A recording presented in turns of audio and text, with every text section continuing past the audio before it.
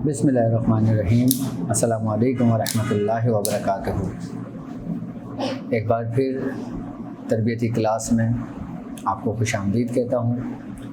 और तरबियती क्लास का सिलसिला कुछ हालात की वजह से मुनक़ता हो गया था, तो आज से इंशाअल्लाह तबारक ताला इस सिलसिला दोबारा शुरू किया जाता है। हमारी तरबियती क्लास का सिलसिला मुनक़ता हो गया था। कितने अरसे के बाद हो रही है क्लास? 3-4 महीने हो गए, 2 महीने हो गए।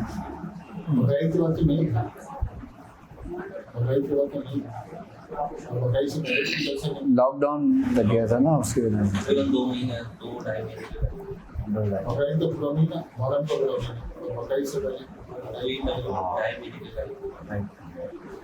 और कल का लेक्चर अटेंड किया था? अच्छा।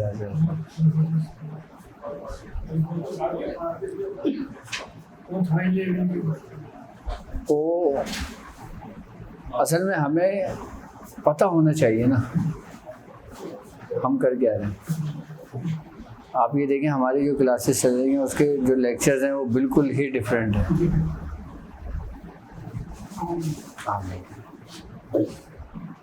कल के हमारी क्लास हुई थी वालेकुम अस्सलाम। तो उसमें ये जिक्र हुआ था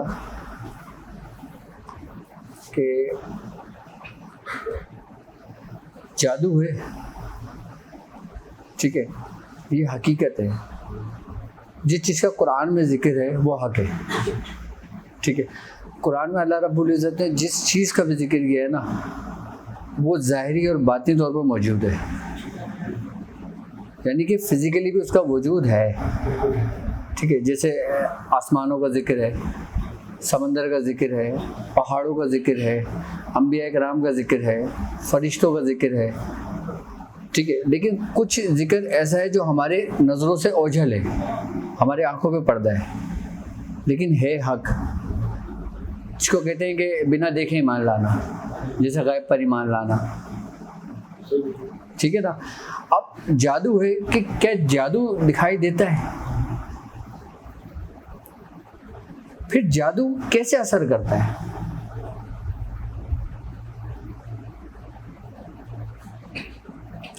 जादू हमारे जिस्म को, हमारे शरीर को किस तरह मुतासिर करता है? क्या शिरकिया कलमात की वजह से करता है जो इंसान पढ़ता है, या अगर इंसान उतार करता है, रूहानी कलमात पढ़ता है, या उसकी बरकत से उसके मामलात बेहतर होते हैं? जादू अगर असर करता है हमारे जिस्म के अंदर, हमारे हिस्से को मुतासिर करता है, बीमार करता है, या हमें मुख्तलिफ इस किस्म के ऐसे नुकसानात से दोचार कर देता है कि जिससे हम बेबस हो जाते हैं, लाचार हो जाते हैं, कि भी जिसका हमें हुक्म दिया जाता है कि हम उसका इलाज करें मुकम्मल, ठीक है। वालेकुम अस्सलाम वरहमतुल्लाहि वबरकातुहू। सल्लल्लाहु अलैहि वसल्लम। तो जादू फिर असर क्या करता है? असर कैसे करता है?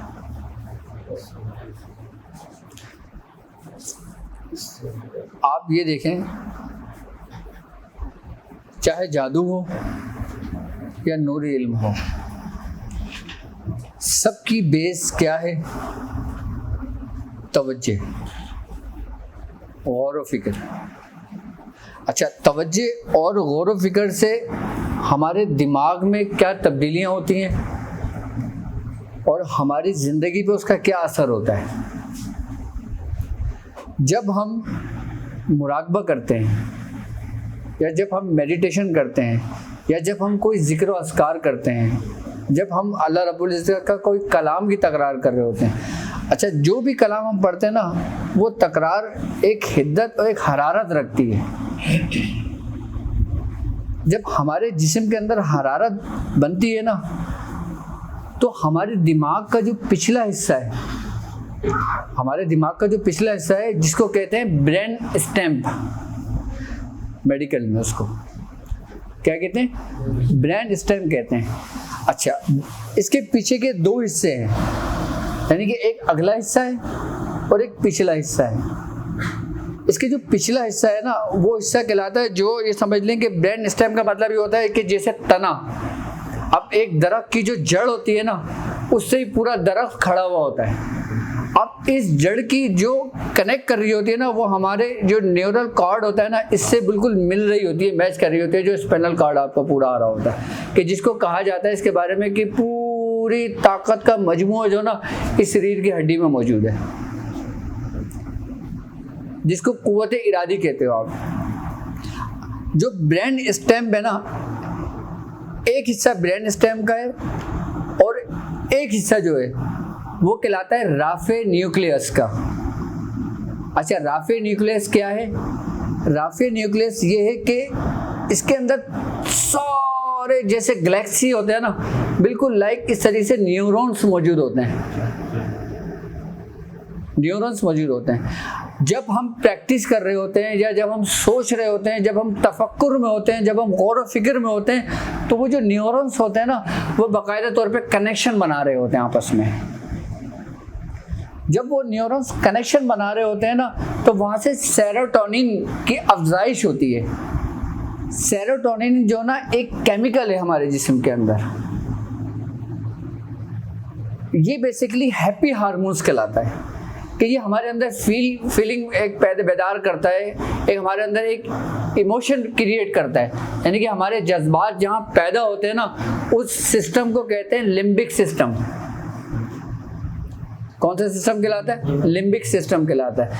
अच्छा, लिम्बिक सिस्टम के अंदर जब सेरोटोनिन कम होता है तो हम एंजाइटी के शिकार हो जाते हैं, हम डिप्रेशन के शिकार हो जाते हैं, हम डिमेंशिया जैसे मर्ज में चले जाते हैं, हमें फोबिया हो जाता है।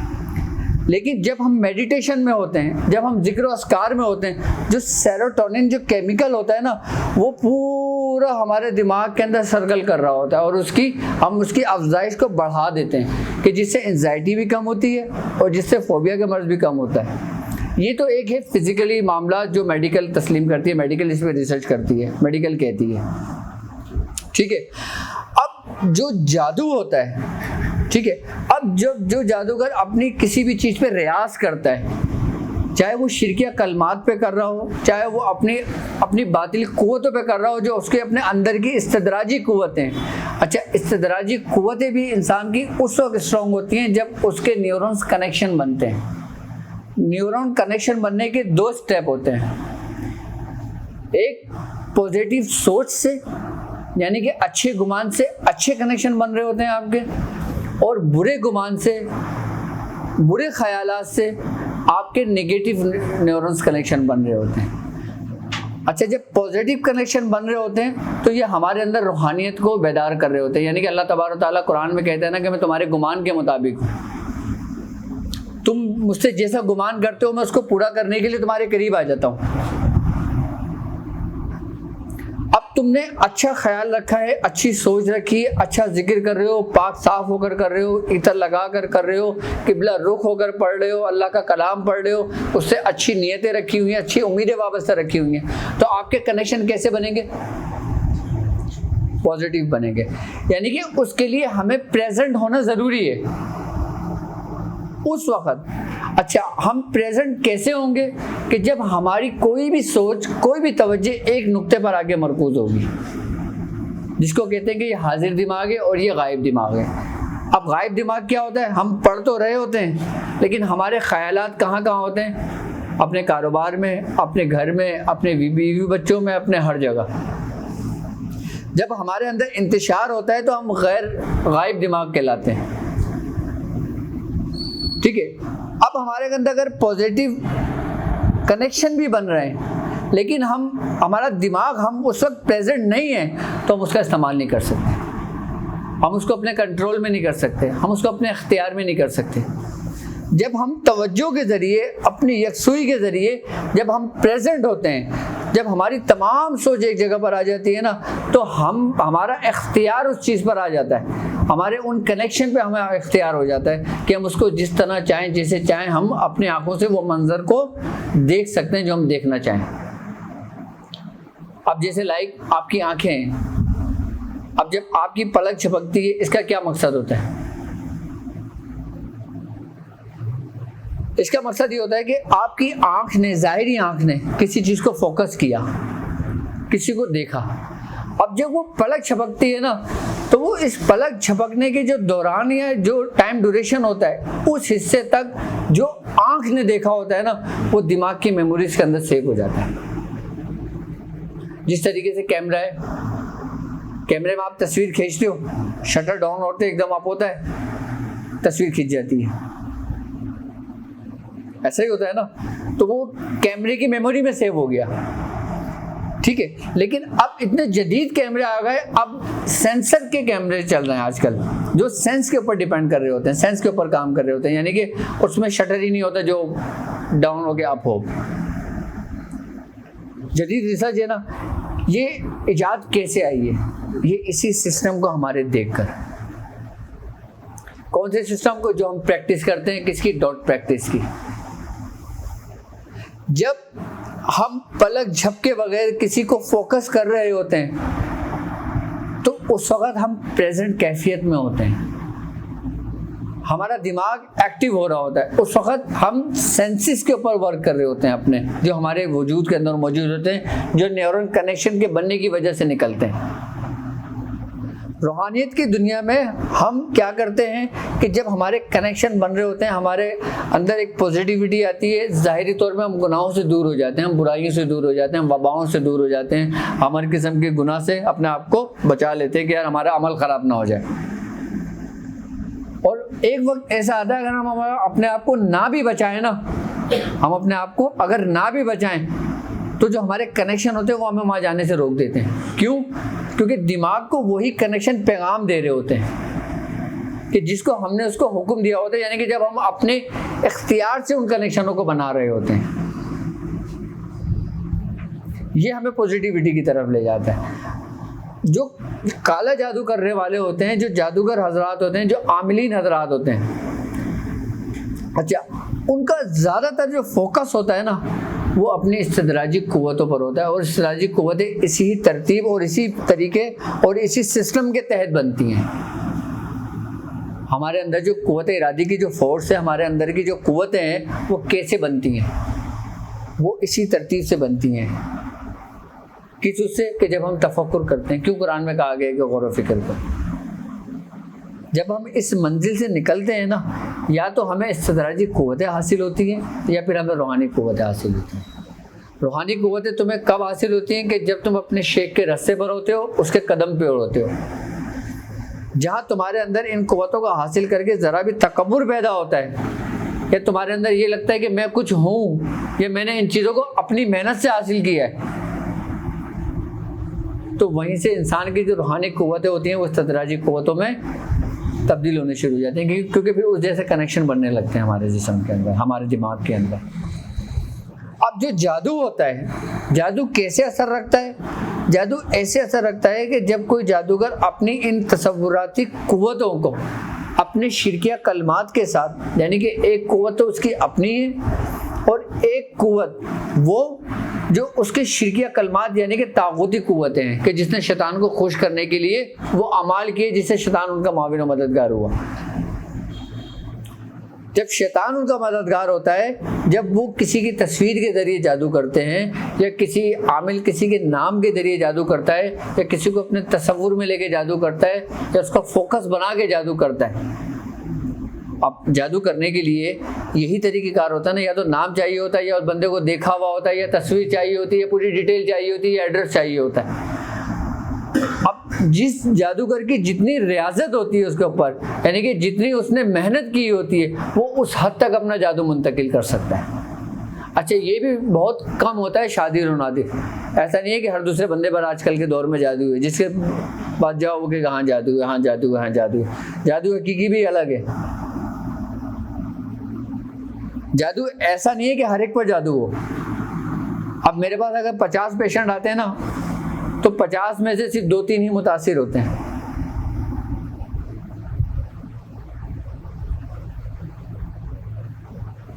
क्यों?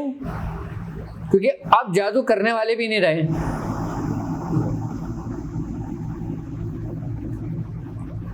अब जादू बहुत कम है शादी और नादी।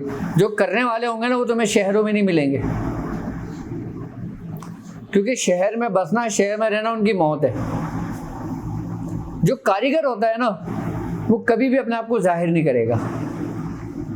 वो हमेशा या तो एक खोली में पड़ा रहेगा, या एक कब्रिस्तान की तरफ खोली में रह लेगा, या किसी एक बस्ती की तरफ खोली में रह लेगा, या किसी पहाड़ की तरफ जाके रह लेगा, या किसी जंगल में जाके रह लेगा। लेकिन वो अपने वक्त का इस्तदराजी कुव्वतों में बादशाह होगा। मैं अभी उन कुव्वतों को जिक्र कर रहा हूँ कि जिसका जिक्र हमारे मियां हुजूर ने हमें एक वक्त में कहा था कि बेटा जिस जगह भी जाओ तो सबसे पहले उसके बादशाह पे हाथ डालना। उस जगह पे जब तुम बादशाह पे हाथ डालोगे ना तो उसके चेले चपाटे जितने भी होंगे हथियार खुद डाल देंगे। और बादशाहों पे हाथ डालने के लिए सबसे पहले बादशाह की कुव्वत का इदराक होना आपके लिए ज़रूरी है, उसका जानना आपके लिए ज़रूरी है। अब जब वो जादूगर किसी तस्वीर के जरिए, नाम के जरिए किसी के ऊपर जादू करता है ना, तो वो अपने न्यूरॉन्स कनेक्शन को उस आम शख्स के न्यूरॉन कनेक्शन के अंदर मैच करता है, और मैच करने के बाद वो कनेक्शन जो बन रहे होते हैं उसको नेगेटिव की सूरत में ले जाता है अपनी इन्हीं कुव्वतों के जरिए। जब वो नेगेटिव कनेक्शन कायम कर देता है किसी दूसरे शख्स में, ये स्लो पॉइजन की तरह कनेक्शन बन रहे होते हैं। एकदम नहीं होता जादू, एकदम नहीं होता, वो स्लो पॉइजन की तरह असर रखता है, जो खतरनाक तरीन जादू होता है। जब जादूगर अपने न्यूरॉन कनेक्शन से जब किसी पर जादू करता है, जब उसके अपने कलिमात के जरिए, उन शयातीन के जरिए सबसे पहले जो करता है ना, वो इंसान के नर्वस सिस्टम और उसके लिम्बिक सिस्टम को अपने कंट्रोल में करता है। जब वो कनेक्शन बनने लगते हैं, कनेक्शन जब बनते हैं ना, तो कनेक्शन जिस तरह बन रहे होते हैं ना, वो वैसे ही पैगामात हमारे दिमाग को आगे पहुंचा रहे होते हैं, और हमारा दिमाग उसी तरह हरकत कर रहा होता है, उसी तरह वर्क कर रहा होता है। अब वजीर आज़म है, वजीर आज़म का काम क्या है? सिर्फ हुक्म देना कि भाई ये करो, ये करो, वो करो। दिमाग हमारा वजीर आज़म है। अब उसके वज़रा क्या हैं? यही हमारे न्यूरॉन्स, हमारा कल्ब, हमारी आंखें, हमारी ज़ुबान, हमारे मुंह। अब जब न्यूरॉन्स कनेक्शन एक पैगाम देता है हमारे दिमाग को, और दिमाग फिर तमाम आज़ाओं को वो पैगाम मुंतकिल कर देता है। क्या कि अगर लाइक हम आँख के पास बैठे हैं, अगर हम हाथ को आँख के करीब लेके जाएंगे, हमारा आँख फ़ौरन हमारा हाथ खींच लेगा। क्यों? क्योंकि हमारे दिमाग को वो पैगाम पहुँच गया कि आगे ख़तरा है, और दिमाग ने फ़ौरन आपके असाब को पैगाम पहुँचा दिया कि आगे मत जाना, आगे ख़तरा है। आप किसी बुलंदी की जगह पे जाते हो, जब बुलंदी के करीब नीचे झाँकते हो तो एक खौफ से तारी होता है आपको। क्यों तारी होता है? कि आपके दिमाग को पैगाम पहुँच जाता है, दिमाग आपके असाब को पैगाम दे देता है कि आगे ख़तरा है, आगे मत जाना, होना गिर जाओगे या मर जाओगे। यही जादूगर इसी पैगामात को जो हमारे न्यूरॉन्स कनेक्शन के ज़रिए बन रहे होते हैं और जो आगे मुंतकिल हो रहे होते हैं, उसको वहाँ पे फिर वो शैतानी पैगामात आगे मुंतकिल कर देते हैं, कि जिससे इंसान के दिमाग के अंदर सबसे पहले एक वहम का नुक्ता हो जाता है, यानी उसको वहम हो जाता है। और वहम एक ऐसी चीज़ है जिसका इलाज नहीं होता। वहम होता है या हेलुसिनेशन भी होती है? मैं वही बता रहा हूँ। वहम जब होता है ना, वहम पहले वहम होता है, लेकिन बाद में फिर वो यकीन में बदल जाता है। कैसे? वो चीज़ नज़र आने शुरू हो जाती है उसको। अब उसको वहम हो गया कि यार मेरा ये छोटा बच्चा है, इसकी आंखों में मुझे हल्के लग रहे हैं, शायद ये मुतासिर हो जाए। वो चाहे नहीं है, अब उसको वहम हो गया कि यार ये मेरे मामू आए, इनमें मुझे शक है ये कुछ करके लाएं, जबकि मामू मोहब्बत में आए उसकी। आई ना बात समझ में? अब उसको ये शक व शुबहात पैदा होने शुरू हो जाते हैं। अच्छा, फिर जब उसको शक व शुबहात पैदा होने शुरू हो जाते हैं ना, उसका दिमाग फिर वैसे ही पैगामात को जारी कर देता है उसके असाब को, और फिर उसी जैसे सिम्टम्स होने लगते हैं, और फिर उसी जैसे मामलात को ज़ाहिर होने लगते हैं। अब उसको महसूस होता है यार आज मुझे कारोबार में मेरी सेल कम हुई है, जबकि नॉर्मली कम ज़्यादा होता है, लेकिन आपकी हर सोच पे, आपकी शख्सियत पे असर पड़ता है, आपकी गुमान, आपकी सोच से आपके कारोबार पे असर पड़ता है, आपके बीवी बच्चों पे असर पड़ता है, आपकी हर एक आज़ा पे असर पड़ता है जिसे आप सोचते हो।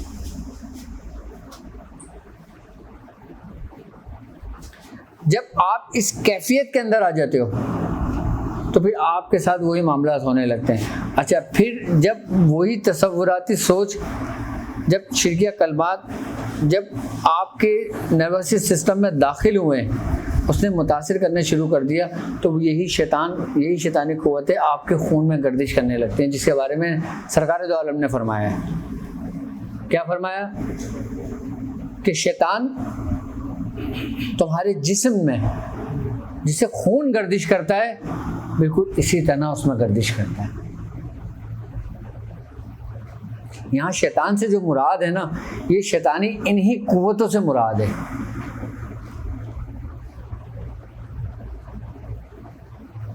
अब हर चीज का निज़ाम, हर चीज का सिस्टम किसके मातहत है? आपके न्यूरॉन्स के। राफे न्यूक्लियस जो है ना, ये एक फैक्ट्री है, यहाँ पे सारे न्यूरॉन्स मौजूद हैं। और न्यूरॉन्स की तादाद तुम्हें पता है कितनी है हमारे दिमाग के अंदर? 100 मिलियन। कितनी है? 100 मिलियन ये न्यूरॉन्स की तादाद है, क्वांटिटी है। ये पूरे गैलेक्सी की तरह है ये। और एक न्यूरॉन एक वक्त में 10,000 कनेक्शन कायम करता है। कितने कनेक्शन बनाता है? तो 100 मिलियन ने कितने कनेक्शन बनाए? 100 ट्रिलियन कनेक्शन आपका दिमाग बना सकता है। कनेक्शन से क्या मुराद है? किस चीज़ से कनेक्शन बनाता है ये? कनेक्शन ये बनाता है कि जैसे अब मिसाल के तौर पे मुझे कोई काम करना है, अब मैं काम कैसे करूँगा? एक पागल शख्स बैठा हुआ है, आप इसको वो काम बोलो, एक सेंस वाले बंदे को काम बोलो, कौन काम करेगा पहले? उसका कनेक्शन फौरन बन जाएगा, क्योंकि उसने उसको पिकअप कर लिया। हमारे न्यूरॉन्स कनेक्शन बनाते हैं तो हम वर्क करते हैं, क्योंकि जब हमारे न्यूरॉन्स कनेक्शन बनाते हैं ना, तो हमारे दिमाग के अंदर 4 किस्म के केमिकल्स बनते हैं। एक बनता है सेरोटोनिन, एक बनता है डोपामाइन, एक बनता है एंड्रोफाइन, एक बनता है ऑक्सीटोसिन। डोपामाइन और एंड्रोफाइन का कनेक्शन हमारे दिमाग के अगले हिस्से से होता है। सेरोटोनिन और ऑक्सीटोसिन का ताल्लुक हमारे दिमाग के पिछले हिस्से से होता है। सारा निज़ाम हमारा जिस्म के अंदर, हमारे दिमाग के अंदर केमिकल जिसे चला रहे होते हैं, वो केमिकल बनते कैसे हैं? लाइक जब एक मशीन जब चल रही होती है, जब रगड़ लग रही होती है, तो कुछ ना कुछ लॉब तो निकल रहा होता है ना। वो लॉब मुख्तलिफ केमिकल्स की सूरत में चला जाता है। ये मैंने इंसान के अंदर के उन कनेक्शनों का जिक्र किया है कि जिसने हमारे बॉडी को पूरा अपने कंट्रोल में लिया हुआ है। अब मेडिटेशन क्या है? मेडिटेशन आप जब करते हो, आप जब पढ़ाई करते हो, आप जब जिक्र और अस्कार करते हो, तो सबसे पहले आपको रिलैक्स होना पड़ता है। मेडिटेशन का मतलब ही क्या है? रिलैक्स होना। और मेडिटेशन किया ही रिलैक्स होने के लिए जाता है। अगर बंदा कोई डिप्रेशन में, तो उसको मेडिटेशन करने को कहा जाता है। अगर कोई एंजाइटी के पेशेंट है, तो उसको मेडिटेशन करने को कहा जाता है। ये कहा जाता है अगर किसी को एंजाइटी अटैक होता है, तो उससे ये कहा जाता है कि इसकी काउंसलिंग करो। अगर ये आपसे गलत बात भी कर रहा है ना, तो आप उसको ये ना कहो ये गलत बात है, बल्कि उसी गलत बात सुनकर ही आप उसी गलत को सही करने की कोशिश करो, तो उसके वही कनेक्शन बनने शुरू हो जाएंगे। अगर मैं डोपामाइन का इंजेक्शन ले आप भी कोशिश करो, कोई भी हैंडसर टाइप चीज लो, बिकॉज़ कुछ ऐसे करते हैं जैसे वो बिल्कुल ये करते हैं या नशे में करते हैं ताकि वो अपनी ताकत बढ़े। वो उसकी वजह से कि उसके डोपामाइन का ताल्लुक जो ना हमारे नर्वस सिस्टम से होता है। जिस तरीके से सेरोटोनिन का ताल्लुक जो लिम्बिक सिस्टम से हुआ है ना, इस तरीके से इसका ताल्लुक नर्वस सिस्टम से होता है। डोपामाइन की जब ग्रोथ होती है ना, तो ये हमारे जिस्म के अंदर पूरे असाबी निज़ाम को चलाता है। क्या चीज़? डोपामाइन। आई ना, बस आपने देखा होगा, अगर कोई शख्स हिरोइनची है, कोई आइस नशा करता है, कोई चेक्स का नशा करता है, आई बस समझ, कोई हीरोइन का नशा करता है, वो अपने होश में नहीं होता, लेकिन उसकी फीलिंग्स, उसकी कैफियत क्या होती है कि वो हवा में उड़ रहा है, कि जैसे उसके जिस्म के अंदर पानी भर गया, जैसे इंसान पानी में डुबकी लगा के बाहर निकलता है ना, उसको अपनी ऐसी फीलिंग्स होने लगती हैं। क्योंकि उस दवा ने उसके दिमाग की कैपेसिटी को इतना बढ़ा दिया, ये केमिकल इतने हद तक वो हो गए कि इंसान के जिस्म को पूरा मफलूज कर दिया उसने। फिर वो अपने हाथ से इस पानी के गिलास को भी नहीं उठा सकता।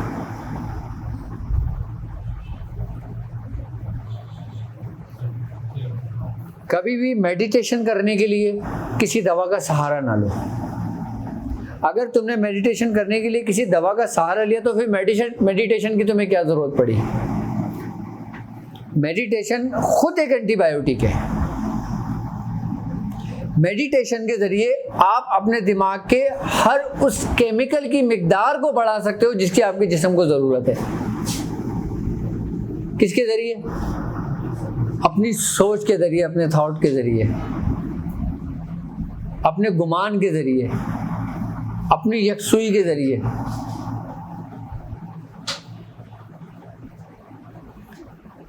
कहा जाता है ना कि हमेशा अच्छा गुमान रखो, अच्छा सोचो, सब कुछ करो।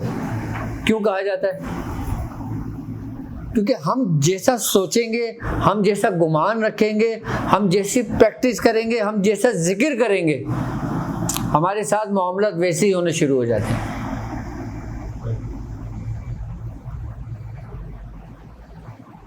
हमारे साथ मामलात बिल्कुल वैसे होने शुरू हो जाते हैं। अगर हम किसी के लिए गलत सोचते हैं, किसी की नफरत की आग में जलते हैं। नफरत क्या है बेसिकली? नफरत बेसिकली ये है कि जो शख्स जो है उसको तस्लीम ना करना, ये नफरत है।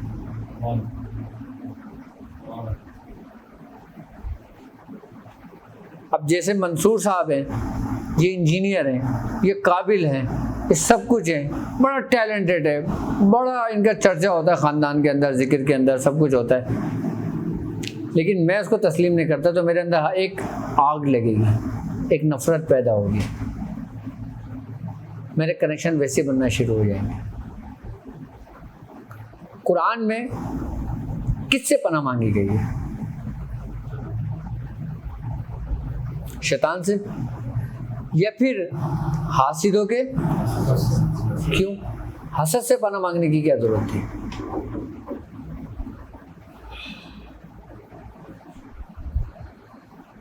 यानी हसद की आग ऐसी है कि जब हासिदीन हसद करता है तो वो अपनी पूरी कुव्वत इरादी के जरिए अपने उन न्यूरॉन्स कनेक्शन को बनाता है जो पूरे नेगेटिव वे की तरफ लेके जाता है उसको। नज़र बद का लगना, नज़र बद से मौत होना, ये हक है, क्योंकि सरकार दो आलम सल्लल्लाहु अलैहि वसल्लम ने फरमाया कि मेरी उम्मत में सबसे ज़्यादा जो हलाकतें होंगी ना, उसमें एक सबसे बड़ी वजह नज़र बद होगी। अब जब हासिदीन हसद करता है ना तो उसके अंदर उन्हीं जैसे न्यूरॉन्स कनेक्शन बनाते हैं, फिर वही कुव्वतें उसके इस्तदराजी कुव्वतों में मुंतकिल होती हैं, और जब वो किसी को देखता है, किसी को सोचता है, किसी को गुमान करता है, हासिद हमेशा उसी के तसव्वुर में रहता है जिससे वो हसद रखता है।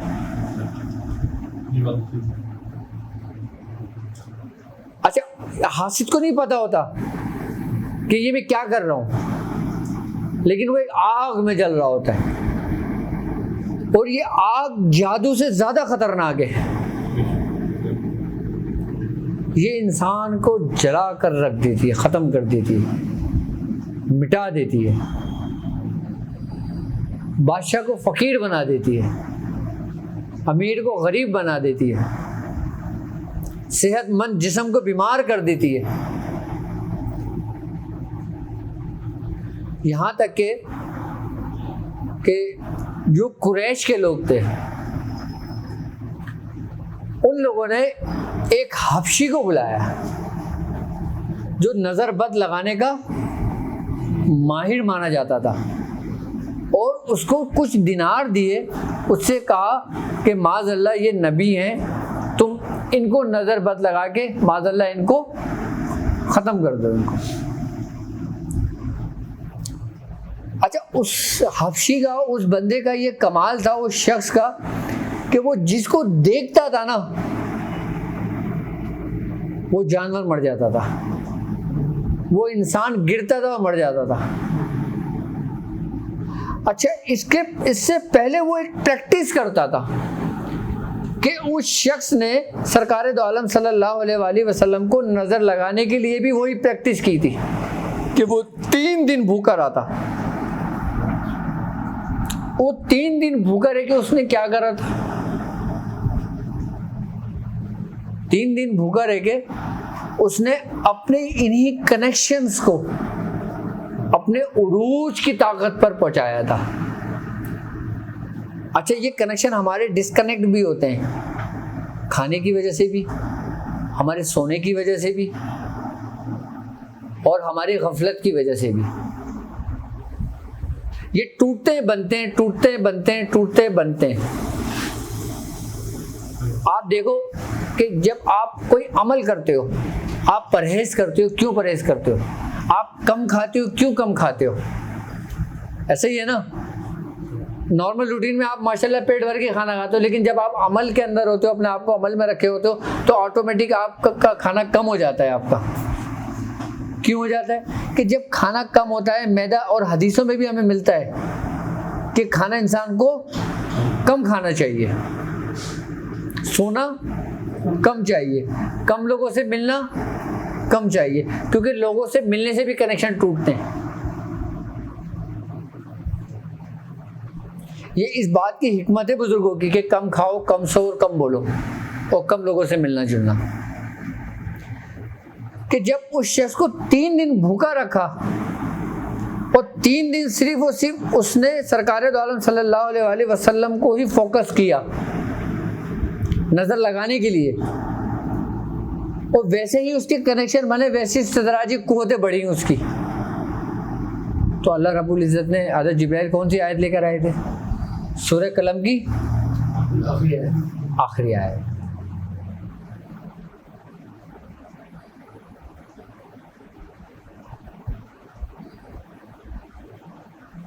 आप आखिरी आयत देख लें, सूरह कलम की आखिरी आयत नजर बद से महफूज रहने के लिए सबसे अक्सीर दुआ है, सबसे अक्सीर आयत है कि वइन यक़ादिल्लज़ीना वाली आयत जो है, वमा हुवा इला ज़िक्रिल आलमीन तक।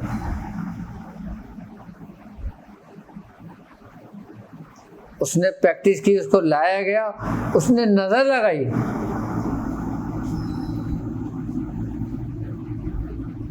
लेकिन उसका कोई असर नहीं हुआ।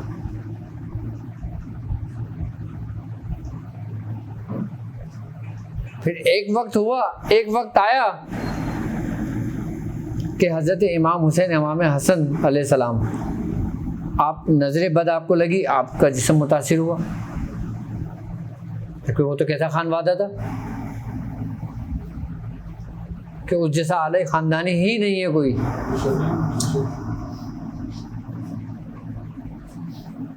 जब वो खानदान मुतासिर हो सकता है तो आप और हम क्या, कितनी इबादत करोगे, कितनी रियादतें करोगे? ये फजल पे डिपेंड करता है बस, ये उसकी रहमत पे डिपेंड करता है बस, ये उसके करम पे डिपेंड करता है कि बस तुम्हें महफूज रखता है वो।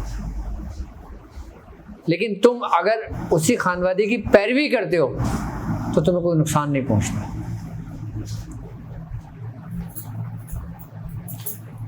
क्यों कहा जाता है कि आप कोई भी अमल करो, कि कोई भी पढ़ाई करो, कोई भी रियाजत करो, उसके अंदर सबसे पहले उसमें डूब जाओ, गौर व फिक्र के अंदर। यहाँ पे गौर व फिक्र से डूबना, गौर व फिक्र के अंदर जाना, तफक्कुर करना, यही तफक्कुर है, यही गौर व फिक्र है कि इंसान अपने आप को पहचान ले। गौर व फिक्र करने का बाहर हुक्म नहीं दिया गया, क्योंकि नबी करीम सल्लल्लाहु अलैहि वसल्लम की हदीस है ना, आपने फरमाया जिसने पहचाना अपने नफ्स को, उसने पहचाना अपने। अब आप खुद की पहचान कब करोगे? आपको खुद की पहचान उस वक्त होगी कि जब आप अपने होने वाले सिस्टम को समझोगे, अपने अंदर को।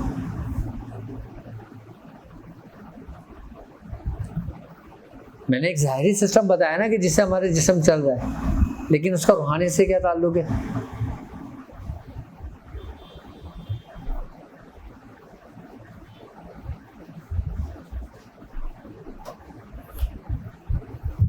सबसे पहले इंसान अपनी कुव्वत को बेदार करता है, उसके बाद जाके कलाम इलाही के तजल्ली को अपने अंदर ज़ब्त करता है, बर्दाश्त करता है, वरना नहीं होता। सारी ज़िंदगी आप पढ़ते रहो, एक मौलवी है उसकी ज़िंदगी गुजर जाती है बच्चों को कलाम पाक पढ़ाते हुए, उस पर तो जादू असर नहीं करना चाहिए।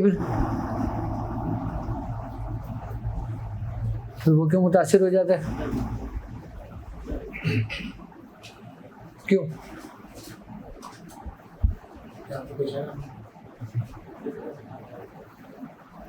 पढ़ना एक अलग चीज होता है। नबी करीम सल्लल्लाहु अलैहि वसल्लम की हदीस है, आपने फरमाया कि तुम में बेहतरीन शख्स वो है जो कुरान सीखे और दूसरों को सिखाए। यहाँ सीखने और सिखाने का मतलब है, सीखोगे किससे? जिसने खुद सीखा हो। कुरान अल्लाह रब्बुल इज़्ज़त की वो वाहिद किताब है कि तुम सिर्फ एक आयत ले लो कोई सी भी, उसके बारे में तुम जितना सोचोगे ना, उसके बारे में तुम जितना तफक्कुर करोगे ना, हर रोज एक नया बाब खुलेगा तुम्हारे दिमाग के अंदर। एक बड़े बड़े बुजुर्गान दिन हज़रत इमाम गज़ाली रहमतुल्लाह अलैह, आपने कितनी किताबें लिखी हैं? आपने जितनी किताबें लिखी हैं उतनी किताबों का अगर आपकी पूरी ज़िंदगी जो आपने बसर की है, अगर इन दोनों का ड्यूरेशन देखा जाए ना, तो आपकी ज़िंदगी कम है और किताबों की तादाद ज़्यादा है।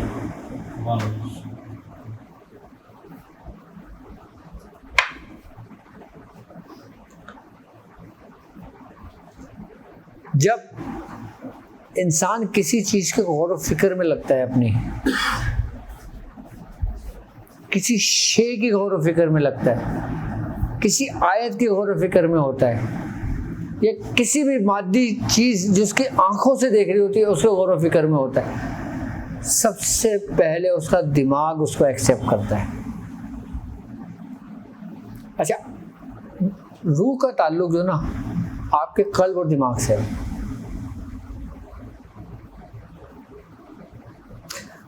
अब आपने देखा होगा, आपने कितने बुजुर्गों की तफसीर को उठा के पढ़ा होगा, हर तफसीर में अलग एक बात नहीं आती है, ठीक है। किसी ने पूरी पूरी किताबें लिख दी होती हैं कि किसी आलिम ने अगर बिस्मिल्लाह की तफसीर बयान की तो उसने पूरी 19 जिल्दे में लिख दिया। उसने क्या लिखा? क्या कहीं दूसरी किताबों से देख देख के लिखा था क्या? नहीं, क्योंकि रूह ने अपने असल को सुना हुआ है और देखा हुआ है, फिर रूह से हम कलाम होती है। अब एक छोटी सी प्रैक्टिस करो, प्रैक्टिकल करो। एक आप अपने दिमाग को ये पैगाम दो कि यार मेरा जिस्म ना गर्म लग रहा है, मुझे शायद मुझे बुखार चढ़ रहा है, क्या शायद मुझे बुखार चढ़ रहा है। आप इसको दोहराओ, आप इसको थोड़ा सा फोकस करो, आपका जिस्म गर्म होने शुरू हो जाएगा,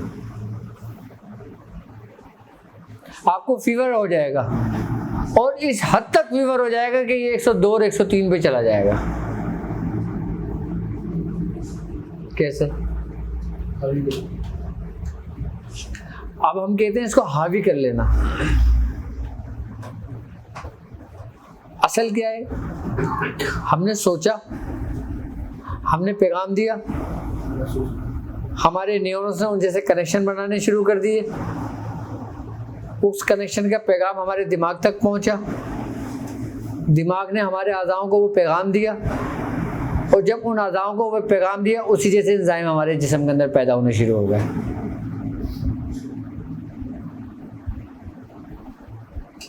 उसने बुखार चढ़ा दिया। कैंसर का अगर कोई मरीज है, लीवर का कैंसर किसी को हो, किसी को किसी भी किस्म का कैंसर हो, खाली आधी काउंसलिंग से ना उसका मर्ज 50% ठीक हो जाता है, जबकि कैंसर कोई बीमारी ही नहीं है।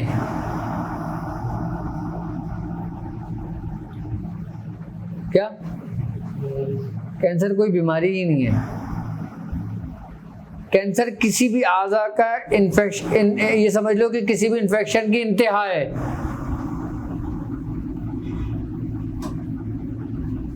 जैसे गुर्दे में इन्फेक्शन हुआ, ठीक है, अब वो अपनी पूरी इंतहा को पहुंच गया, तो उसने कौन सी सूरत इख्तियार कर ली? कैंसर तो कुछ भी नहीं, लेकिन कैंसर से आपको कितना डराया गया कि जरा सा आपके हाथ में खराश लग गया, वो जख्म पक गया, आपको डॉक्टर ने बोला कैंसर हो गया। कैंसर हो गया। अब वो सब खानदान वालों को पता चला, आप एक एक करके आपकी ताजत को आ रहा, कैंसर हो गया तुम्हें, ओहो अल्लाह ताला तुम्हें जल्दी सेहत अता फरमाएगा। वही कैंसर हो गया तुम्हें, अल्लाह ताला तुम्हें सेहत अता फरमाए। कैंसर हो गया तुम्हें, बोल भी रहे, तस्दीक भी कर रहे हैं, पक्का भी कर रहे हैं, और फिर दुआ भी दे रहे हैं। अबे भाई दुआ दे दो खाली, उसके दिमाग को यकीन की तरफ क्यों लेके जा रहे हो? जब मरीज का दिमाग यकीन की तरफ चला जाता है ना, फिर वो कैंसर की सूरत इख्तियार कर लेता है। और कुछ लोग ऐसे भी हैं जिनको कैंसर होता है, मैं पर्सनली जानता हूँ, उन्होंने अपने खानदान तो क्या अपने बच्चों से छुपा के रखा, उसका ट्रीटमेंट किया और वो ठीक हो गए।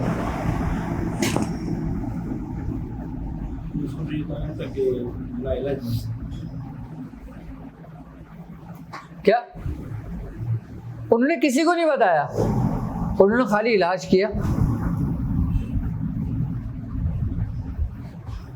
और वो ठीक हो गए। क्यों? क्योंकि उनका मौलिज अच्छा था। वो जब भी जाती ना, डॉक्टर उसको ये बोलता माशाल्लाह आप प्रोग्रेस का, आप बेहतरी की तरफ जा रहे हो, आप बेहतरी की तरफ जा रहे हो, आपका अभी रिवर्स हो रहा है, अब आपको इतना % फ़ायदा हो गया, अब आपको इतना % फ़ायदा हो गया।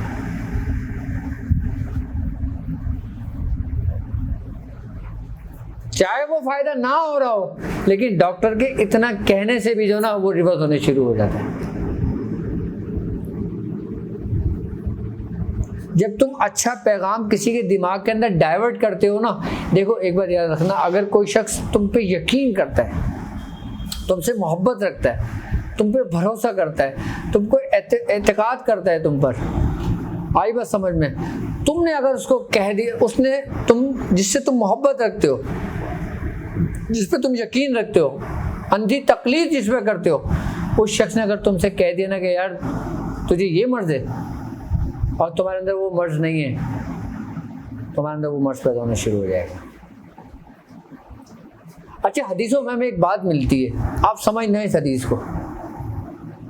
हदीस में हमें क्या बात मिलती है कि जब तुम कोई बुरा ख्वाब देखो,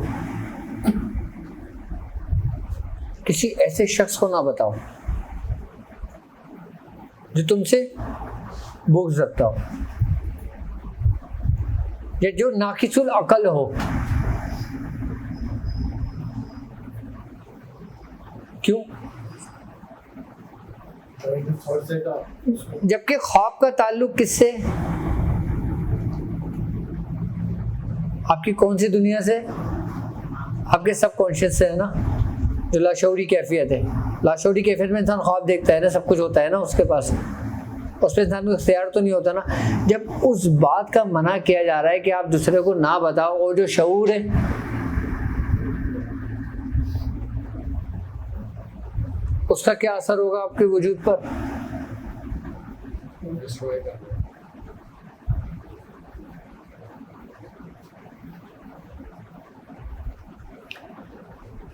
बेहतरीन मौलिज मिलना भी अल्लाह तबारक ताला की एक बेहतरीन नेमत है। अच्छा डॉक्टर मिलना भी अल्लाह ताला की एक बेहतरीन नेमत है। कोई केस आपके इख्तियार में अगर नहीं है ना, आप उसको ये ना बोलो कि तुम लाइलाज हो, आप उसकी काउंसलिंग करना शुरू कर दो। क्या आप उसकी काउंसलिंग करना शुरू कर दो, उसको बताना शुरू कर दो, उसको समझाना शुरू कर दो। एक शायद दूसरी जंग अजीम की बात है या तीसरी जंग अजीम की बात है, तो जख्मियों को जब लाया जा रहा था ना तो दवाएं ख़त्म हो गई थी, पेन किलर नहीं थी कोई। अब किसी का हाथ कटा हुआ, किसी का पैर कटा हुआ, किसी का पैर लटका हुआ, किसी का कुछ हुआ, किसी का कुछ हुआ, मरीज भरे पड़े वो फौजी सारे। अब डॉक्टर्स परेशान, डॉक्टर क्या करें, दवाओं के भी कोई असबाब नहीं। अच्छा डॉक्टर्स ने क्या करा, उसने सोचा, उसने कहा ठीक है मरीजों को भेज दो। उसने मरीजों को बुलाना शुरू किया, मरीजों को खाली पिन चुबाने शुरू कर दी और ड्रॉप देने शुरू कर दिए कि बेहतरीन दवा है। ड्रॉप जो थे वो पानी था, वो जो पिन थी वो ऐसी थी, और कहा ये सबसे बेहतरीन दवा है जो मेरे पास है। उसकी थोड़ी सी काउंसलिंग करता और लगा के आगे भेज देता, काउंसलिंग करता आगे आता आगे भेज देता। उसने हैरत अंगेज नताइज देखे कि 40% मरीजों को बिल्कुल आराम आ गया। कितने परसेंट? 60% रह गए थे। उसने बोला यार ये 40% को कैसे आराम आ गया। फिर उसने उस पर रिसर्च की, फिर वही बात आ गई कि आपने किस तरीके से पैगामात अपने दिमाग को पहुंचाए। क्या कहते हैं? प्लेसिबो इफेक्ट कहते हैं इसको। हाँ, अब होम्योपैथिक क्या है? मीठी गोलियां तो है, लेकिन टिंचर भी डालते हैं वो लोग। हाँ, सिर्फ मीठी गोलियां नहीं देते, लेकिन आपको वहीं से फायदा होगा कि जहां पे आपको यकीन होगा। अच्छा एक बात बताऊं, एक बात है, आप कितने ही कामिल क्यों ना हो, आपके पास कितना ही तसर्रुफ क्यों ना हो, आपके पास आप कामिलियत के इंतहाई मकाम पर हो, मैं आपके पास आता हूँ, मेरे दिल में ज़रा सी भी शायद हो जाती है, मुझे पता नहीं इससे फ़ायदा होगा नहीं होगा। अगर ये मुझे लाख फ़ायदा पहुँचाने की भी कोशिश करेंगे ना तो मुझे फ़ायदा क्यों?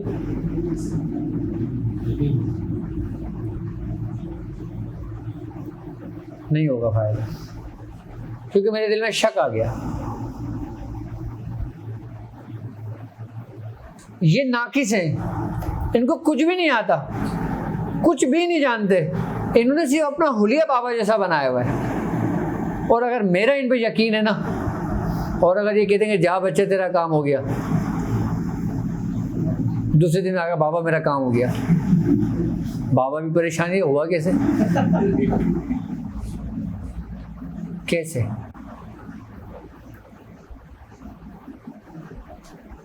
इसीलिए कहते हैं कि सच्चा मुरीद झूठे पीर से भी पा लेता है, और झूठा मुरीद सच्चे पीर से भी कुछ नहीं पाता, कुछ नहीं हासिल कर सकता।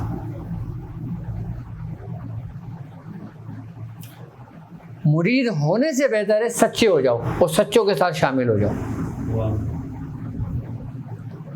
फिर तुम मुरीद नहीं बनोगे, फिर तुम मुराद बनोगे। मुरीद और मुराद में बहुत फर्क है। तुम्हारे अंदर सच्ची लगन और सच्ची तलब होगी ना, तो रहनुमा रहबर तुम्हारे घर पे आके तुम्हारा दरवाजा खुद खटखटाएगा, वरना तुम लाख बाबाओं के चक्कर काट लो, जलीलो ख्वारी हो गए, रुसवा हो गए। कुछ पाने के लिए अपने मन को सच्चा करना पड़ता है, अपने मन को क्लियर करना पड़ता है।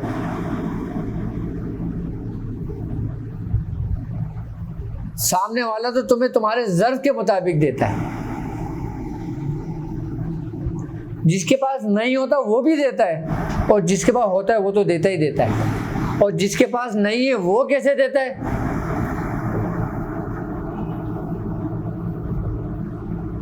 इसका एक वाकया मिलता है कि एक बुजुर्ग का आखिरी वक्त था, हमारे खानवादे के, हमारे सिलसिले के एक बुजुर्ग गुजरे, उनका नाम मेरे जहन में नहीं है। तो वो देहाती थे। उन्होंने अपने शेख से कहा कि हुजूर, अपने से कहा हुजूर मैं किसका मुरीद हूँ, मुझे मुरीद कर लो अपना। उन्होंने कहा अच्छा एक काम कर, जो फजर के टाइम अजान होने से पहले जो सबसे पहला शख्स तुझे मिलेगा ना, वो तेरा पीर होगा, वो तेरा, उसके हाथ में तू बैत कर लियो। ये उनकी बात हो रही थी, उनका विसाल हो जाता है। अब वो देहाती तो था, अब उसने लो शेख साहब भी चले गए। अब वो इंतज़ार में हो गया। अब जब वो फजर की अजान से पहले जब वक्त हुआ, फिर वो निकला देखने के लिए, तो उसकी एक नज़र चोर पे पड़ गई। चोर सामान लेके आ रहा था, उसने चोर को देखा, चोर ने समझा कि मुझे पकड़ने आया, ये भी भागे, चोर भी भागा, चोर आगे आगे, ये पीछे पीछे। इन्होंने चोर को पकड़ लिया। इन्होंने कहा तू मेरा पीर है। चोर ने कहा भाई मैं चोर नहीं हूँ, मैं चोर नहीं हूँ। कह रहा नहीं चोर चोर क्या, मैं तो मेरा पीर है। अब चोर ने कहा यार क्या मामला है ये। इसने कहा लोग आना जाएं शोर शराबे से, मेरे हाथ में चोरी का सामान है मेरे पास, मैं पकड़ा ना जाऊँ। तो उसने बोला हाँ हाँ तू मेरा मुरीद है क्या। उसने बोला अच्छा मुझे सबक तो दे कोई, मैं क्या करूं। उसने कहा यार सामने पहाड़ की चोटी है ना, वहाँ बैठ जा, अल्लाह अल्लाह कर। उसने कहा कब तक करना है। उसने कहा जब तक मैं नहीं आ जाता उस वक्त तक कर। वो देहाती सुना वो चला गया। उसने चोर ने कहा अच्छा जान छिटी मेरी, ये कह के वो चोर चला गया।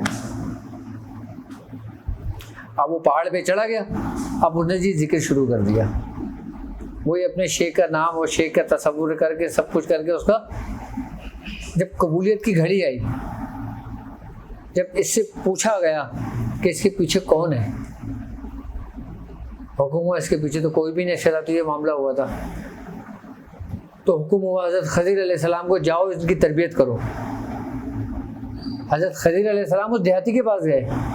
काफ़ी बरसों बाद उस देहाती ने देखा कोई शख्स खड़ा हुआ है। उसने कहा क्या नाम है तुम्हारा। उसने कहा मैं खज़ीर हूँ। तो देहाती ने कहा मैं किसी खज़ीर को नहीं जानता। कहा मैं तुम्हारी तरबियत करना है। कह रहा नहीं मुझे कोई तरबियत नहीं करानी, मेरा तरबियत मेरा पीर करेगा, मेरी तरबियत मेरा पीर करेगा। उसने मुझे हुक्म दिया, वो जब आएगा तब मेरा अमल पूरा होगा। तो हज़रत खज़ीर अलैहिस्सलाम लौट गए। फिर हुक्म हुआ कि ढूंढो इसके पीर को। पीर को भी मकाम खुतबियत मिली और मुरीद को भी मिली।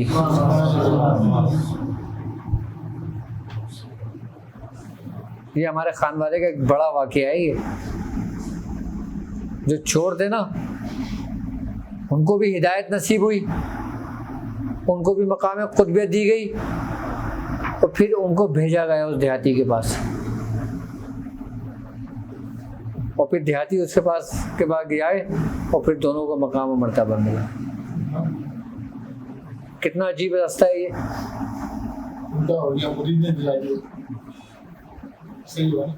ये हमारे सिलसिले का एक बड़ा वाक़या है। ये यहाँ बात मुरीद और पीर की नहीं है, यहाँ बात है सच्चों के साथ की। वो कहते हैं ना अपने मन को सच्चा रखो, अच्छा सोचो, अच्छा गुमान रखो। वही बात आ गई ना कि सच्चा मुरीद झूठे से भी पा लेता है और झूठा मुरीद सच्चे पीर से भी कुछ नहीं पाता। यहाँ ये बात सरजद होती है।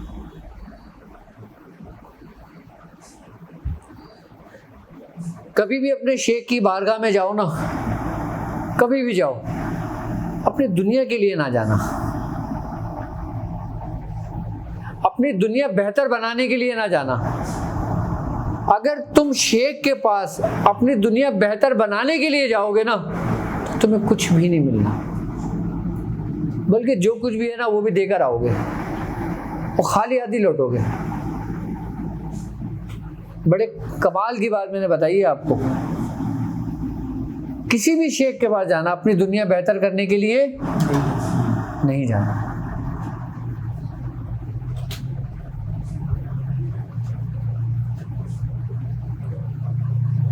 अपनी दुनिया तुम खुद ही बेहतर बना सकते हो। आप जो काम आपके इख्तियार में है, आप उस काम के लिए दूसरे के पास जाओगे?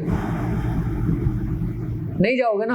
और अगर आप उस काम के लिए अपने शेख के पास गए तो आप सबसे बड़े बेवकूफ़ हुए।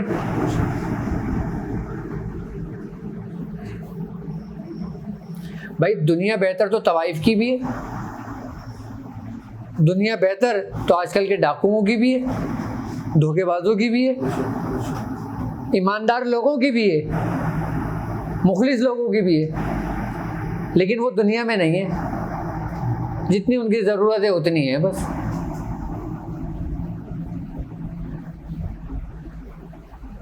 अपनी दुनिया बेहतर बनाने के लिए अपने शेख के पास ना जाना। जब भी जाना ना, अपने सारे हथियार उसकी बारगाह में पेश कर देना कि यही मेरे पास है, मैं यही लाया हूं, मुझे नहीं पता मेरे पास क्या है। जब तक आप अपने मन के बर्तन को खाली नहीं करोगे, कोई भी शख्स इसमें खाना नहीं डालेगा।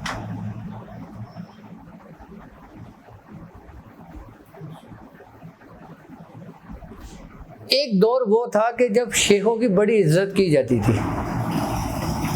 मुर्शिद का बड़ा मकाम और मर्तबा समझा जाता था। मैं हकीकत बता रहा हूँ आपको। अगर आज से हम 50 साल पीछे चले जाते हैं, ज़्यादा पीछे ना जाएं, कि लोग अगर मुर्शिद के बारे में अगर कोई बुरा गुमान भी रख देता था तो उससे लोग कतई ताल्लुक कर लेते थे कि यार ये हमारे ईमान का मसला है, हमारा ईमान ये भी ख़राब करेगा, इससे बेहतर है हम इसको छोड़ दें।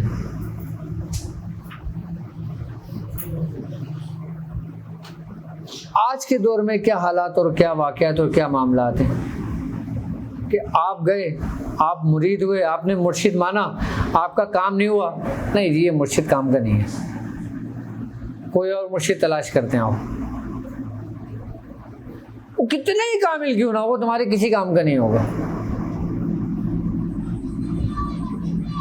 फिर आप दूसरे का दरवाज़ा खटखटा दोगे, फिर वहाँ बैठोगे, वहाँ अपने मसाइल बयान करोगे, फिर वहाँ कुछ दर से धक्के खाओगे, फिर बोलोगे यार यार ये भी कामिल नहीं है, जबकि कामिल तुम खुद नहीं हो। और ये बात इंसान को उस वक्त समझ में आती है कि जब वो 30-40 साल ठोकरें दर बदर की खा चुका होता है, फिर उसकी असल बात समझ में आती है। फिर वो बोलते हैं यार कि काश में एक ही दर का हो जाता, कि मेरी उम्र तो ज़ाया ना होती, कि मेरी उम्र तो ज़ाया ना होती।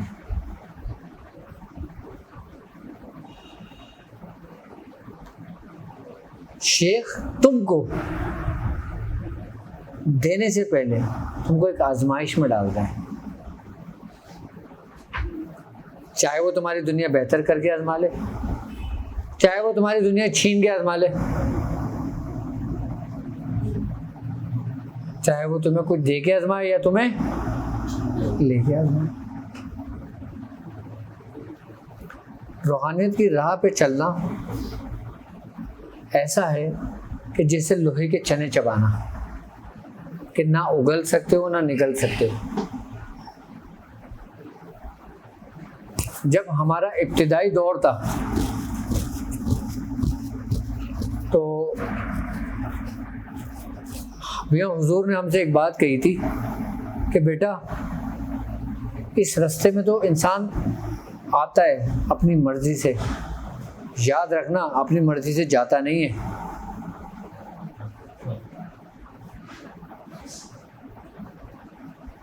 तो मैंने कहा मेरा तो कोई है ही नहीं आगे पीछे, मैंने कहाँ जाना है, मैंने तो अपनी सारी कश्ती जला दी। कह रहे हैं आ जाओ फिर। कहा घर पे नहीं सोना है, हमने घर छोड़ दिया।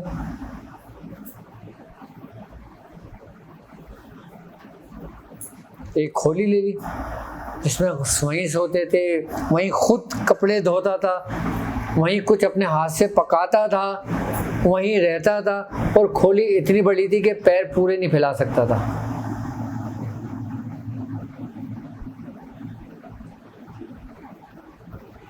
हमारी तरबियत तो ऐसे की है हमारे शेख ने,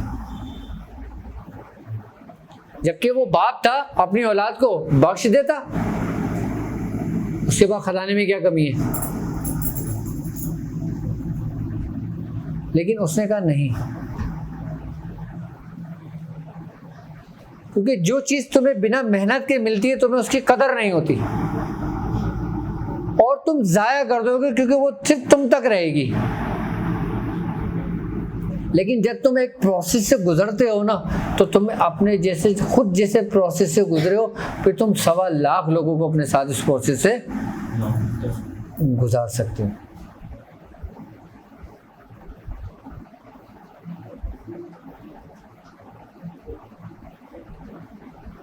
लोग इस हिस्से को बहुत आसान समझते हैं। वो कहते हैं ना, ए फना इश्क का दस्तूर तुम्हें क्या मालूम, क्या? ए फना इश्क का दस्तूर तुम्हें क्या मालूम, इश्क में दिल ही नहीं सर भी दिए जाते हैं। इसमें खाली दिल नहीं दिया जाता, सर भी दिए जाते हैं।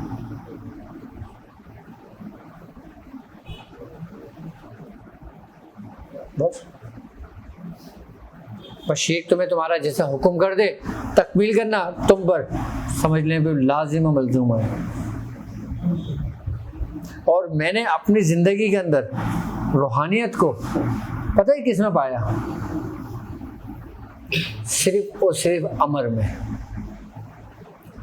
अमर क्या है? तुम्हारे शेख का हुक्म। रूहानियत किसी रियाजत में नहीं है, किसी प्रैक्टिस में नहीं है, किसी इबादत में नहीं है, वरना रूहानियत है तो सिर्फ किस में? सिर्फ और सिर्फ शेख के अमर में, उसके हुक्म में। क्यों? क्योंकि कुल इन कुंतुम तुहिब्बूनल्लाह फत्तबिऊनी, ये हुक्म है कि अगर तुम अल्लाह की मोहब्बत का दावा करते हो तो पहले मेरे नबी की अताअत करो, उसके अफ़ाल उसके अक़वाल की पैरवी करो, अल्लाह फिर तुमसे मोहब्बत करेगा। और बुजुर्गान दीन फरमाते हैं कि शेख अपने मुरीदों में ऐसा ही है जैसा उम्मतियों में नबी होता है, ऐसा ही है जैसे, लेकिन वो नबी नहीं, वो वली होता है, क्योंकि नबूवत का दरवाज़ा ख़त्म कर दिया गया, बंद कर दिया गया।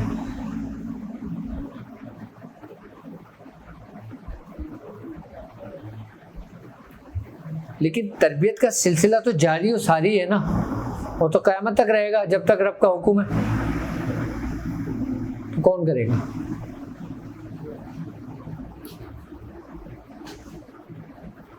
तो रूहानियत किस में है? शेख क्या था?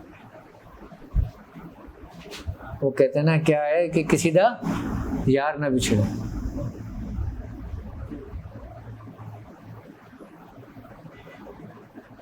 इंसान फिर कहीं का नहीं रहता। बाबा बुल्ले शाह का वाकया देख लो। और एक बात याद रखना अपनी जिंदगी में, कभी भी जो ना शेख उसकी औलादों पे कभी एतराज ना करें।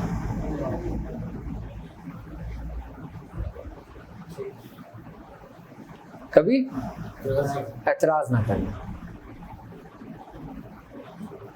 अगर तुम अपना किबला रुख सिर्फ एक जानिब रखते हो तो तुम कामयाब हो। तुम शेख से तो मोहब्बत रखो, उनकी औलादों से बुग़्ज़ रखो, तुमसे बड़ा मुनाफिक कोई नहीं है। जिस दरख्त से तुम फल खा रहे हो उसकी जड़ों को तुम काट रहे हो। सुभान अल्लाह के तुम सेब तोड़ रहे हो, नीचे से आरियां चला रहे हो।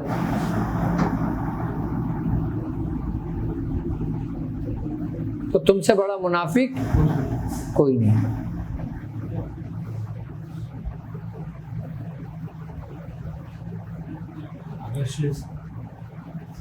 अगर शेख की औलादें जो है वो वैसे हो जाए, रास्ते से हट जाए, हाँ, तो आप फिर किस हद तक वो रह सकते? नहीं तो आपका तो ताल्लुक ही नहीं है ना। अगर वो रास्ते से बैठ गए तो आप क्या उनसे फैज़ ले रहे हो? आपका ताल्लुक किससे? तो ख़त्म हो गई बात। शेख की औलादें चाहे रास्ते पर हो या चाहे रास्ते पर ना हो, आप देख रहे हो शेख की औलाद, यार तो गलत कर रही है, इसने तो चोरी कर ली, आप भागे गए अपने शेख के बाद, हुजूर हुजूर आपके बेटे ने ऐसा ऐसा कर दिया। क्या इससे आपको क्या फायदा हुआ? तुम्हारा सब कुछ खत्म हो गया, जबकि तुम्हें कोई फायदा ही नहीं था ना। और अगर वो अपने बाप के रास्ते पर हैं तो सुभान अल्लाह। अब तुम ये बोलो कि फलां ने ऐसा किया, फलां ने ऐसा किया, फलां ने ऐसा किया, फलां ने ऐसा किया। मियाँ अब हम क्या करें? अब मियाँ बोलते हैं फलां ने ऐसे किया, फलां ने ऐसा किया, फलां ने ऐसा किया, तुम पे क्या असर हुआ?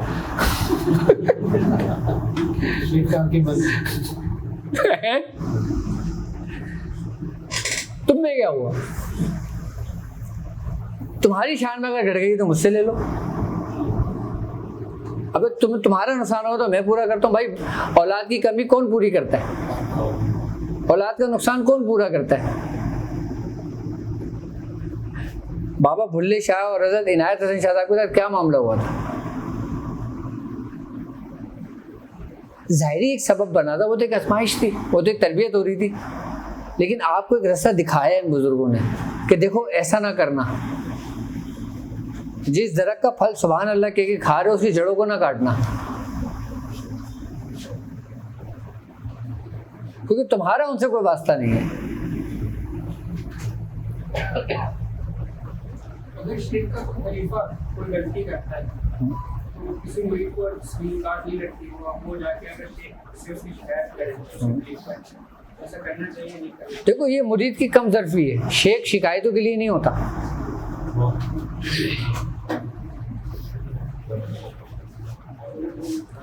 तुम यकीन करो आज मुझे 22-24 साल हो गए इस रास्ते में। आज तक मैं जब भी अपने मुर्शिद से मिलता हूँ ना, अपने बाबा से मिलता हूँ ना, अपने अलावा मैं कलमा पढ़ के बोल सकता हूँ, ऑन लाइव बोल सकता हूँ, क्योंकि मेरे घर वाले भी देखते होंगे, मेरे सारे लोग देखते होंगे कि मैं अपने अलावा कोई दूसरी बात नहीं करता उनसे आज तक। मैं ये नहीं कहता कि जिब्रान ने ऐसा कर दिया, वजूद भाई ने ऐसा कर दिया, सलीम ने ऐसा कर दिया, वकार ने ऐसा कर दिया, कामरान ने ऐसा कर दिया।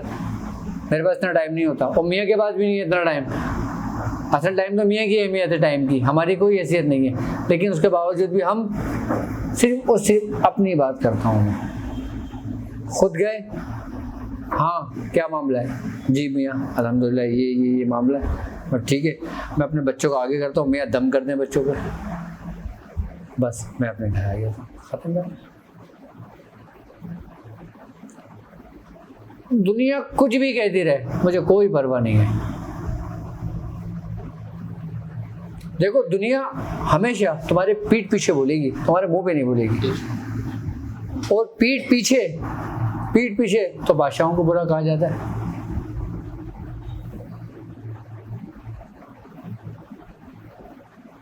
लेकिन तुम्हारी जरा सी गलती से ना,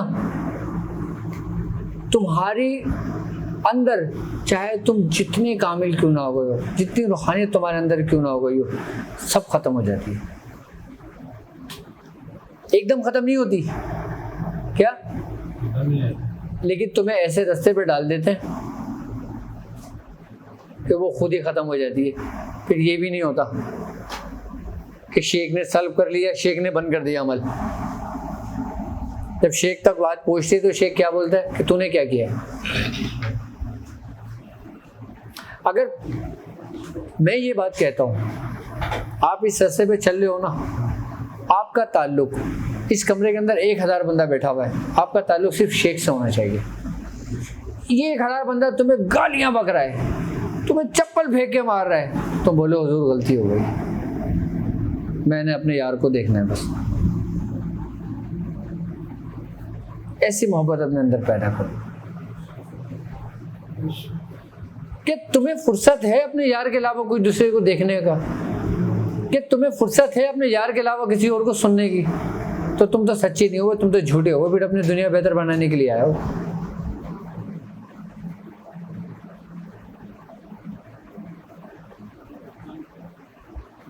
उस वक्त तक तुम कामिल नहीं हो सकते। देखो एक बात याद रखना, हमारे दादा मियाँ उस्मान अली शाह साहब हैं, उनके एक ही बेटे थे पीर इरफान अली शाह साहब।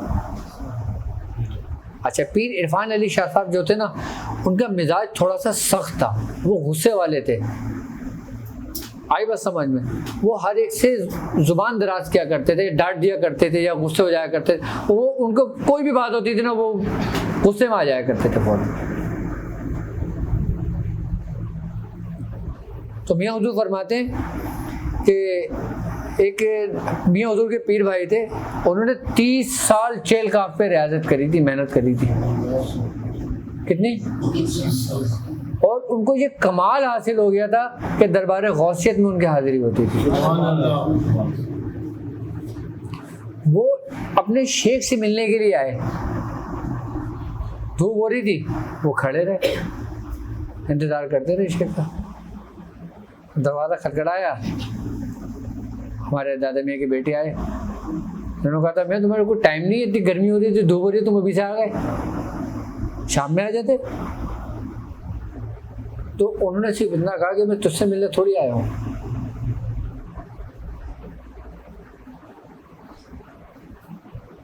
वो हुजूर को मेरा पैगाम पहुँचा दो।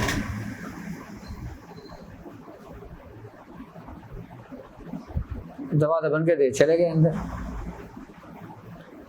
खैर जब दरवाज़ा खुला, गए अंदर, बैठे, बातचीत हुई। दादी मैंने कुछ नहीं कहा, जैसे नॉर्मल मिलते हैं, बात की, खुश हुए, दुआएं दी, सब कुछ करा, चले गए। अब जब रात को बैठे तो कोई हाजिरी नसीब नहीं हुई। क्या? कोई हाजिरी नसीब नहीं हुई। परेशान, क्या करें? फिर बैठे, फिर मुराकबे में गए, फिर नसीब नहीं हुई, फिर परेशान। आपके मन में क्या मुझसे गलती हुई है ऐसी? फौरन उनको याद आया कि उन्होंने इरफान अली शाह साहब से बदतमीजी की थी। और बदतमीजी भी क्या थी? ये बदतमीजी कहलाती है कि भाई मैंने दरवाज़ा खड़ा है, तुमने खोला, तुमने बोला भाई इस टाइम आए हो, समझ तुझसे मिलने थोड़ी आया हूँ। भाई जब दरबार में दाखिल होते हो तो दरबारी के रास्ते से तो गुजरते हो, जब तक वो गेट नहीं खोलेगा तुम कैसे आओगे अंदर? वो ही हुआ, गेट नहीं खुल रहा था, फिर आगे कदमों में गिर गए। तो हुजूर माफ़ कर दें। और यहाँ क्या क्या करके गुजर जाते हैं। और कुछ ना होते हुए भी कुछ होता तो फिर तो पता नहीं क्या होता।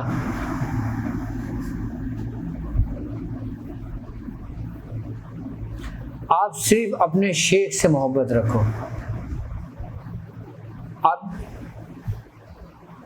हमेशा कामयाब होगी। और जहाँ बात ऐसी हो वहाँ पे खामोशी इख्तियार करो, वो आपके लिए बेहतर है। क्या? वो खामोशी इख्तियार करो, तुम्हारे लिए बेहतर है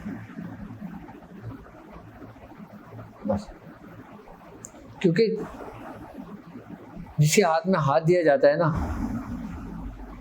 फिर उसकी हर चीज़ से मोहब्बत होती है। उसकी अच्छी आदतों से भी, उसकी बुरी आदतों से भी, उसके घर से भी, उसकी गली से भी, उसकी गली के कुत्ते से भी। यानी कि तुमसे बेहतर तो वो मजनू हुआ जो उस कुत्ते को भी प्यार करता था, जो लैला की गली से गुजरता था। वो अपने इश्क में सच्चा हुआ, तुम झूठे हुए। तुम झूठे हुए, वो सच्चा हुआ।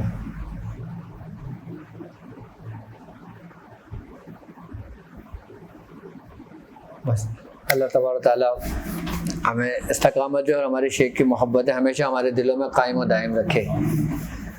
आमीन। सुभान अल्लाह बार गम यारतुही, सुभान अल्लाह बार कुशाई शिकातुही, सुभान अल्लाह बहरमत कुन फयकुन, सुभान अल्लाह मुराद मन हासिल कुन। या इलाहुल आलमीन, हमने जो कुछ सुना, या इलाहुल आलमीन हमने जो कुछ पढ़ा, या इलाहुल आलमीन इसमें कोई गलती कोताही हो तो अपने रहम करम फजल से माफ़ फरमा। या इलाहुल आलमीन हम तमाम लोगों को इस पर अमल करने की तौफीक अता फरमा। या इलाहुल आलमीन हमको हमारे शेख के रास्ते पे हमेशा कायम दायम रख। या इलाहुल आलमीन जो बीमार हैं उन्हें सेहत तंदुरुस्ती अता फरमा। या इलाहुल आलमीन हासिदीन के हसद से महफूज फरमा। या इलाहुल आलमीन दुश्मनों के शर से महफूज फरमा। या इलाहुल आलमीन मुनाफिकों की मुनाफिकत से महफूज फरमा। या इलाहुल आलमीन जादू के शर से महफूज फरमा। या इलाहुल आलमीन हमसे जो गुनाह सरजद हो गए हों अपने महबूब सरकार दो आलम सल्लल्लाहु अलैहि वसल्लम के सदक़े तुफ़ैल में उन्हें माफ़ फरमा। हमारी दुआओं को अपनी बारगाह में कबूल फरमा और जिस शख्स जिस दुआ के लिए कहा बारी ताला उसकी नेक तमन्नाओं को नेक ख्वाहिशात को पूरा फरमा। या इलाहुल आलमीन हमें अपने बुज़ुर्गों के इस मिशन को जो हमने शुरू किया है या इलाहुल आलमीन उसको हमेशा कायम व दायम रखने की तौफीक अता फरमा। या इलाहुल आलमीन तौफीक अता फरमा। या इलाहुल आलमीन हम तमाम लोगों को या इलाहुल आलमीन हम चंद लोगों को उन चंद लोगों में शामिल फरमा जिनसे तू राज़ी हुआ, जिनसे तू राज़ी हुआ, जिनसे तू राज़ी हुआ। सुब्हान रब्बिका रब्बिल इज़्ज़ति अम्मा यसिफून वस्सलामु अलल मुरसलीन वल्हम्दुलिल्लाहि रब्बिल आलमीन। ला इलाहा इल्लल्लाह मुहम्मदुर रसूलुल्लाह।